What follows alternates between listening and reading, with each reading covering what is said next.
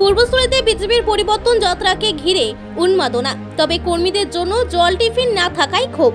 রবিবার কাল্লাকাটোয়া রোডে বিজেপির ঘোষিত পরিবর্তন যাত্রাকে কেন্দ্র করে পূর্বস্থলী উত্তর বিধানসভা এলাকায় ব্যাপক উৎসাহ ও উন্মাদনা লক্ষ্য করা যায়।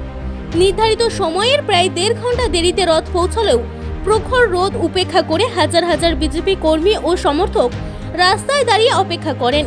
রথ পৌঁছতেই তারা ফুল ছিটিয়ে এবং ফুলের মালা পরিয়ে নেতৃবৃন্দকে উষ্ণ অভ্যর্থনা জানান।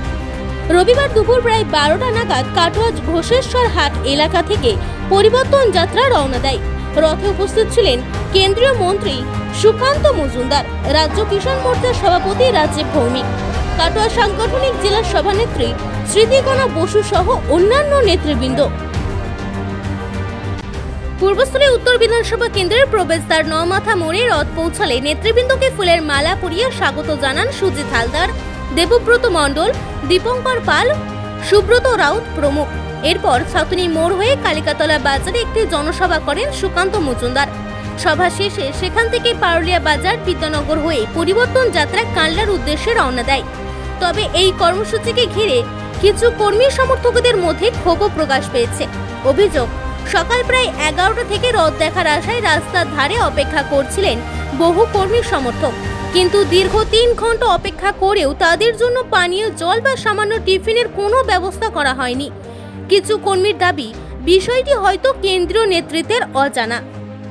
স্থানীয়ভাবে দায়িত্বপ্রাপ্ত 2 নেতার বিরুদ্ধে খরচ দেখিয়ে অর্থ আত্মসাতের অভিযোগও তুলেছেন তারা। তাদের কথায়, কর্মীদের জন্য সামান্য মুড়ি বা পানীয় জলেরও ব্যবস্থা করা হয়নি। আগামী দিনে একইভাবে দায়িত্ব দিলে তৃণমূল স্তরের কর্মীদের মধ্যে হতাশা তৈরি হতে পারে বলেও আশঙ্কা করছেন কয়েকজন কর্মী। গতকাল ভারতবর্ষের মহামহিম রাষ্ট্রপতির সাথে যে ধরনের আচরণ হয়েছে, এটা অত্যন্ত লজ্জার, বাঙালির মাথাকে হেড করে দিয়েছে। মমতা বন্দ্যোপাধ্যায় তারপরে বলছেন যে আপনি 50 বার এলে আমি 50 বার যাব। কোনো রাষ্ট্রপতিকে এই ধরনের কথা বলা যায়? কোনো মুখার্জির সাথে আপনি করতেন এরকম? এটা কি শুধুমাত্র দ্রৌপদী মুর্মু, মুখার্জির জায়গায় মুর্মু বলে কি এই জন্য এইটা করা হচ্ছে? সমগ্র আদিবাসী সমাজের অপমান। আমি জানি আপনি আদিবাসীদেরকে পছন্দ করেন না, নাচতে গেলে গ্লাভস পরে নাচেন তাদের সাথে। সেই জন্য এই আদিবাসী সমাজকে, আদিবাসী মহিলাকে অপমান করার জন্যই মাননীয় মুখ্যমন্ত্রী এবং তৃণমূল কংগ্রেস, অভিষেক ব্যানার্জি সবাই মিলে এই ধরনের কথা বলছেন।